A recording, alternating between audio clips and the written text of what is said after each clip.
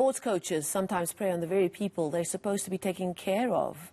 This is the reason Women and Men Against Child Abuse has launched an athletics wing, or sports wing as it were.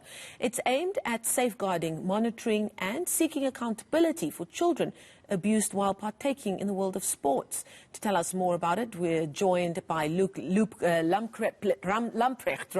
Excuse me, it is very early in the morning. He is the advocacy manager at Women and Men Against Child Abuse.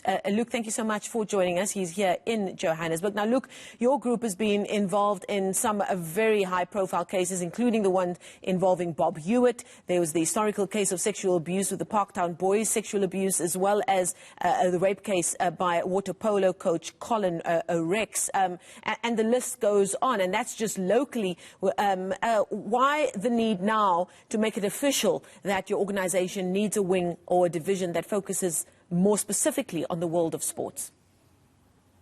Morning, Marcel, and thanks for the time. Very simply put, what we noticed in our work is that children in sport are at higher risk for being abused because of certain things that occur naturally in sport between coaches, parents and children. The main one is sort of the blurring of normal bodily boundaries, the ability of coaches to spot and touch children or hold children or spend time in the water with children that we would ordinarily not accept in society.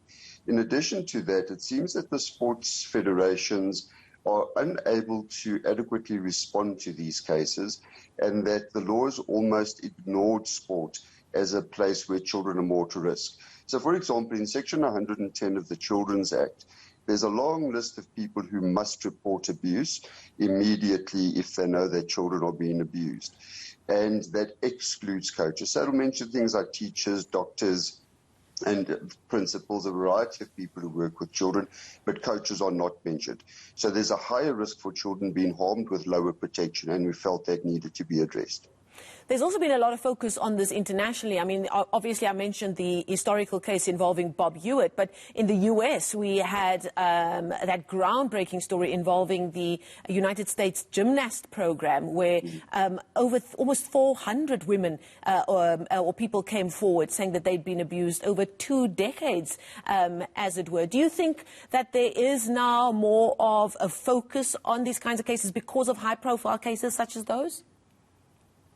I do. I think that the American case in particular was one that cast a very sharp light on the potential of adults who have sexual deviance to get access to children. Because in that case, the primary offender was the doctor.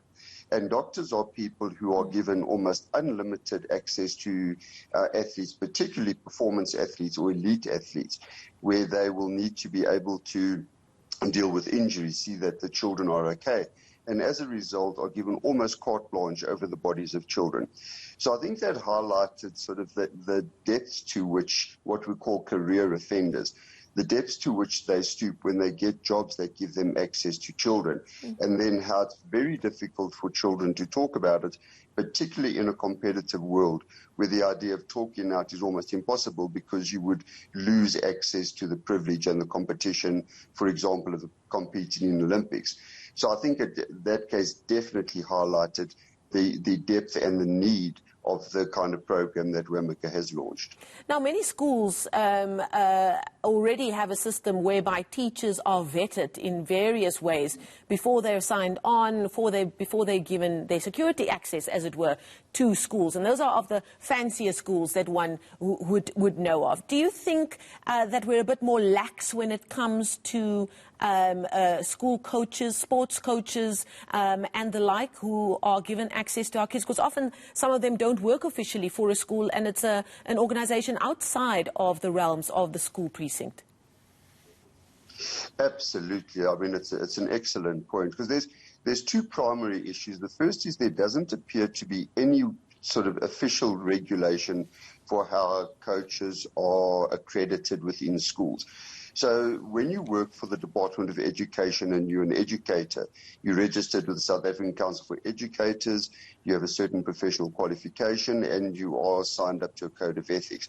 That is not systematically upheld within the sporting coaching school fraternity. For example, And it'll be old boys who have just left school, want to earn a little bit of money, and are brought back to the school. Or it's a young person who comes in and says, I'm a really good sports person, but has no skills with children. So there's definitely a gap there. One of the biggest issues around the vetting of people who are employed, say, for example, by schools or parents, is that the employer is the person who must check the coach against the register. And if that person is an individual coach who's a performance coach that has been hired by the parents to develop their child, there's no mechanism for the parent to access the child protection register, although they are the person employing the coach to teach or coach their child. And that's a massive gap in our system. Are there moves afoot to try and change that? Certainly. So the first thing that we are trying as Wamaka Athletes Against Abuse to change is that in the mandatory reporting section around abuse in the Children's Act, the coaches are not mentioned by name and sports federations are not mentioned by name. So we're attempting to get that changed because we find that the sports federations and coaching groups, they actually maintain the secret because there's no mandatory reporting clause holding them accountable. And secondly, definitely calling for a register of coaches, much like the register of teachers, where the same principles would be upheld.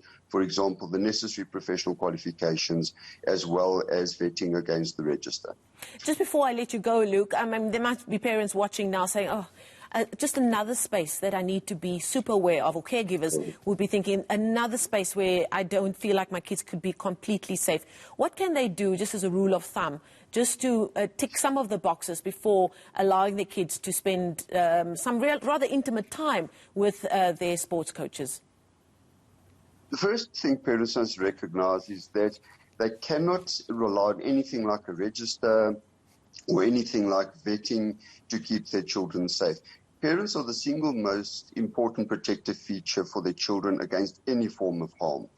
Secondly, that they need to do a due diligence, they need to ask for references, they need to talk to other parents who are being coached by these coaches, and then where possible, to make sure that coaching happens in a more than a one-on-one session. And if it is a one-on-one session, that the parent must dedicate their time to watching or at least being present during the one-on-one sessions.